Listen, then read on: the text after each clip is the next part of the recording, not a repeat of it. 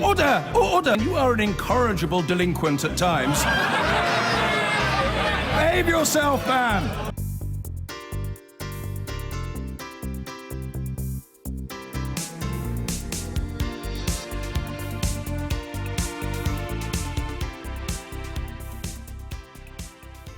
Laura's got a story this morning. It's about vote leave. Now, that was the official campaign during the EU referendum, which gave it certain rights and privileges designated to be so. And Laura, you've learned that the Electoral Commission has found several infractions, maybe too weak a word, about how they used the money during the campaign. That's right. So the draft report of the Electoral Commission, looking into all sorts of allegations around how Vote Leave spent their money, says that they did, in 4 different areas, break electoral law. Now, the central charge here is that Vote Leave, as the official campaign, basically was in cahoots with smaller campaigns and was illegally shoveling money their way. Now, the point of law here is that campaigns, of course, are allowed to work together. They're allowed to work alongside each other. Different groups are, of course, allowed to work in the same broad political area. But the point about the law is they are not allowed, basically, to be different groups, but actually the same group just split up so that they can share out the cash. And that it's all been kind of controlled centrally. Absolutely. And the terminology that the Electoral Commission uses is whether or not somebody has a common plan.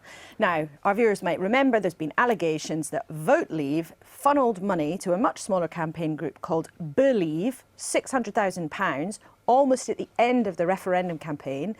They've always said, yes, we did say to a wealthy donor, you can give the money to Believe instead.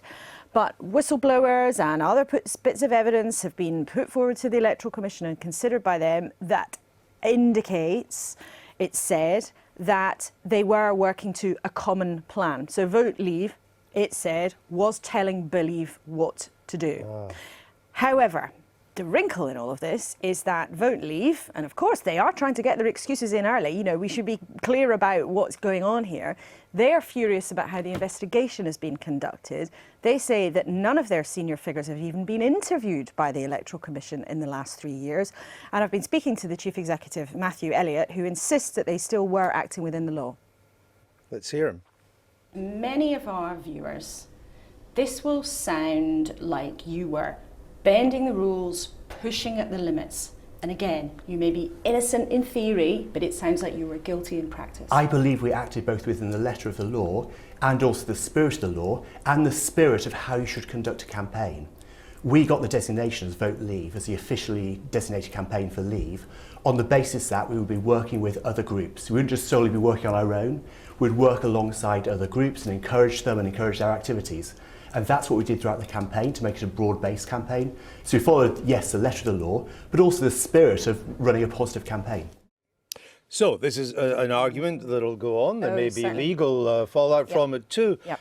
But why didn't the Commission, since it's investigating the behaviour of Vote Leave and how it handled its finances and other groups, why didn't the Commission speak to senior figures like Mr. Elliott? Well, all the Commission will say right now is that their final report will be published in due course. They say it's unusual of Vote Leave to share their views on the findings that have been presented to them. Of course, this is highly unusual and very controversial. But the Commission at the moment is remaining extremely tight-lipped. I think it's extremely likely that in one form or another this will end up in the courts.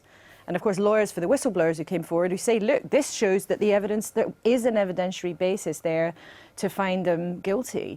But the reason it's come out now is because yesterday was the deadline for those criticised to submit their objections, that process called Maxwellisation, people who have long memories of why the Chilcot report took so long. Did you get a chance to have your say? If you get criticised, you're allowed to push back. Very unusual to do so publicly, but I mean, it just, I think for many of our viewers will think, you know, the government, everyone in Westminster is still fighting about Brexit, but there's another fight still going on about the actual campaigns that were more than 2 years ago, and I think it will end up in the courts. In some people's eyes, this will question the result of the referendum. Well, I suppose it might do. It does seem bizarre to be still talking about the Brexit so many months after that decision was concluded. And actually, I think the vast majority of the general public just want us to get on with delivering the outcome of the vote. They'd like to know, though, that the referendum was conducted fairly and properly within the law. Sure. They'd like to know that both sides did that. And on the Leave side, they have some important questions now to answer, don't they? They do, but the Electoral Commission will publish their report, and then we'll get to see what comes out of it. Do you have any sense as to whether if what the Commission says is accurate, are the faults, are the breaking of the rules, are they big enough, do you think, to have made a difference to the result? That's the hard thing to tell, isn't it? Well, I think the most important thing to work out is, first of all, if those rules were broken, and the independence of the Electoral Commission, I think, is very important. And, you know, sometimes in the UK we forget about how significant it is that we have clean elections, Sure. that we have, you know, hopefully clean referendums, etc. I think it's absolutely right the Electoral Commission's looking into this. And really, we should be focusing on those rules because they've got to be stuck to. Well, we shall see where this goes. Months ago, Channel 4 News and The Observer broadcast the extraordinary claims of a whistleblower who claimed Vote Leave broke the law on spending in the 2016 Brexit referendum. Those claims reignited an Electoral Commission investigation into the actions of the official Leave campaign. Today, in a preemptive strike, the Leave campaign itself leaked the Commission's preliminary findings that they had indeed broken the law in 4 separate ways, claiming they had always acted within the spirit and letter of the law. Our political correspondent Michael Crick has this report. It was this report on Channel 4 News in March which helped reignite the Electoral Commission's inquiries into Vote Leave spending during the referendum. Our report included powerful testimony from a whistleblower who said Vote Leave overspent by diverting surplus funds to another campaign called Be Leave. In effect, they used Believe to overspend, and not just by a small amount. Almost £2/3 makes all the difference, and it wasn't legal. They say that it wasn't coordinated, but it was. Shamir Sani said that Be Leave, run by his student friend Darren Grimes, was effectively controlled by Vote Leave. And last night it emerged the Electoral Commission think, in their preliminary findings, that Vote Leave are guilty of 4 offences under election law. Vote Leave appeared to break that news themselves, as they gave interviews to 2 TV channels. Good morning, Mr. Elliott. But not this one. So the Electoral Commission seem to think that you're guilty on 4 fronts. So we caught up with Matthew Elliott this morning. Why don't you want to say anything about that? I've done my interviews for today. What about doing an interview with Channel 4 News? It was a bit of a fiddle, wasn't it? Setting up this Believe, channeling your excess funds through them. Are you really expecting us to believe that Darren Grimes made the decision independently to spend that money on AIQ? It completely wasn't a fiddle. It completely wasn't a fiddle? Yeah. Why not? It's an honest donation to another campaign, which the High Court have said was entirely fine. But that campaign, run by a 23-year-old, spends the money you give it on the same organisation that you're using. Are you really expecting us to believe they made that decision independently? Lots of people use common vendors. That's very common in campaigns. If you look at the Remain campaign, they had common vendors on all sides. So it's very usual for campaigns to have these common vendors. But Mr. Grimes was working in your office. He's one of your people, really, wasn't he? He wasn't working in our office 100%. He was never in the office. He visited the office as an activist every now and again, but he didn't work from the office or have a desk. It was around 4:45 last night, I'm told, just 15 minutes ahead of the official deadline, that Vote Leave turned up here at the Electoral Commission with a box of paperwork. And now Commission staff are going through that evidence to see whether it makes any difference to the 4 charges that they have against Vote Leave. But the Commission seems pretty annoyed at the way Vote Leave has gone to the media before the official process is completed, and are complaining that the Commission hasn't actually asked to see them to hear their side of the case. Jolyon Morm is the anti-Brexit QC, who first referred Vote Leave spending to the Commission 2 years ago. It looks to me as though it's an attempt to front-run what's going to be a very, very damaging Electoral Commission report revealing that Vote Leave fundamentally cheated in this very important referendum. They say they're not getting a fair hearing, they've not been interviewed by the Electoral Commission. That seems extraordinary. Well, there were months and months and months of correspondence, and indeed Matthew Elliott is on the record in pieces he's written for The Times as saying that he closely engaged virtually every day with the Electoral Commission. So if that is what he says, it bears examination. You've put in this dossier to the Electoral Commission. We have, yes. And why do you think they didn't interview you?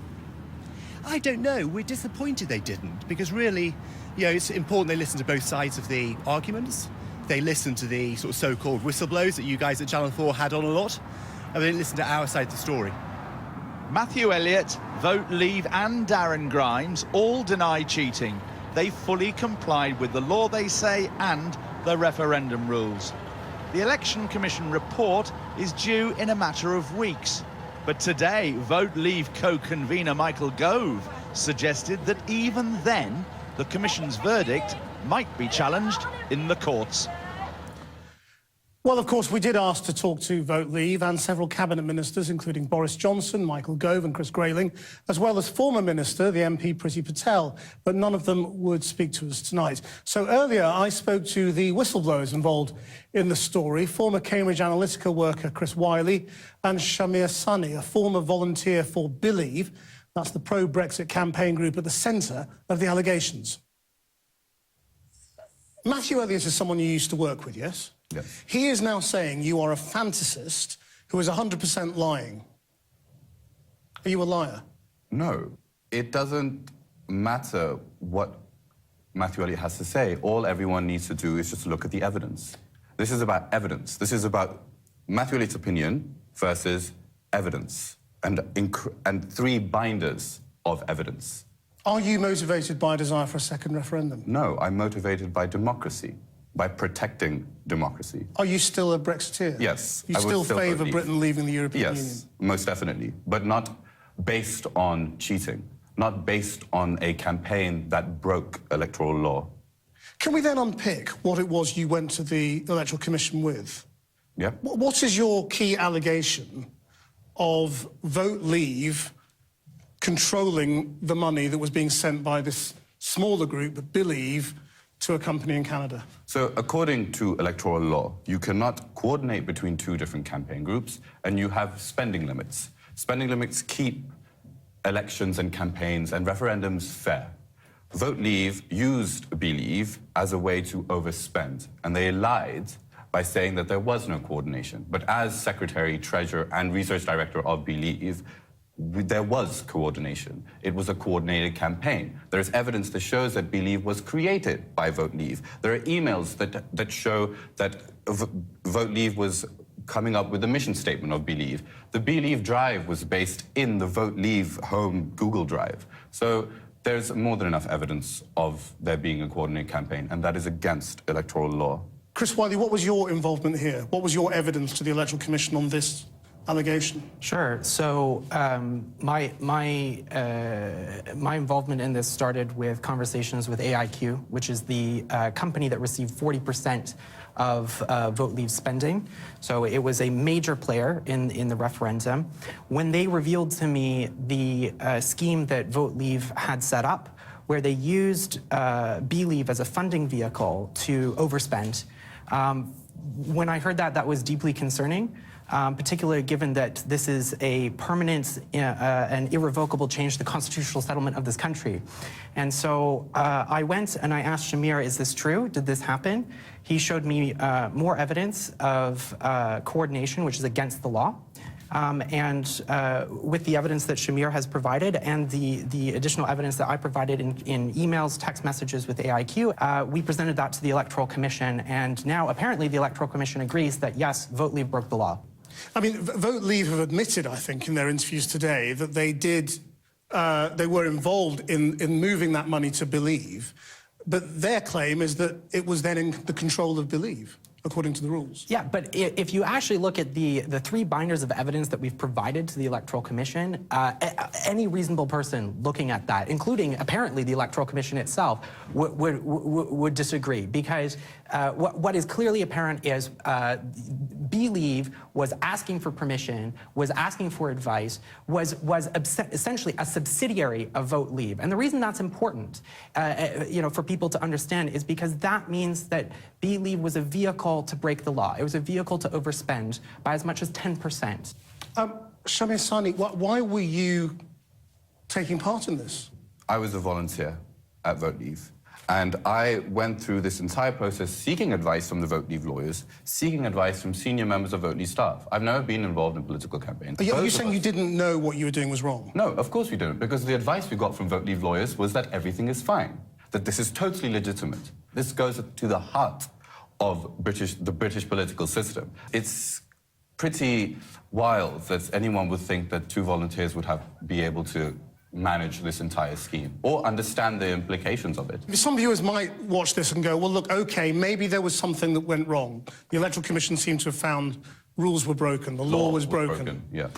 But that doesn't change the fact that 17 million people voted for Brexit. Well, it doesn't change the fact that people voted for it, but what it does change is that the campaign was based on cheating, and that totally contradicts what this country stands for, which is democratic principles. Yeah. If we stand for democracy, then our elections and campaigns should be run on a fair vote. All the senior people that you have named in your allegations thus far have denied your claims. Of course they were denied. I mean, like, you're not gonna, like, these are the type of people that out gay Muslim men and think it's okay. These are the kind of people that say, without looking at evidence, will scream liar. I think, unfortunately, they're going to have to come to the realization that sometimes facts matter and sometimes evidence matters. And the Electoral Commission has looked at this evidence and has found that, yes, criminal offences have been committed. Well, we haven't seen the final report, have we? So we don't. Vote Leave says that the Electoral Commission has found them guilty of criminal offences.